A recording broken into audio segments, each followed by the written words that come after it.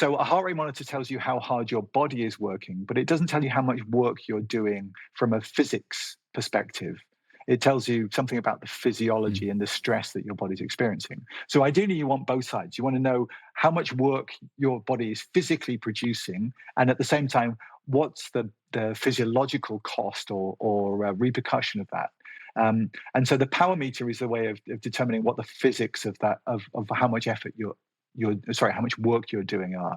So a classic way of doing this would be to put some force measures on the pedals themselves, and then you can measure how much force is being put into the pedals, and you can count the cadence, the pedal revs, so you can get an index of exactly how much mechanical work someone's doing that way.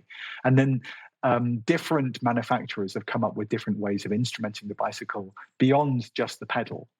So, for example, the Watt bike that you were talking about, I helped them at an early design stage with that actually many years ago when they were bringing it to market. Mm. And the way that they measure power output on that is they make the chain run over a plastic bush, and they measure the deflection, the force of the deflection in the chain as you pedal, in order to calculate how hard you're pulling on the chain, for example.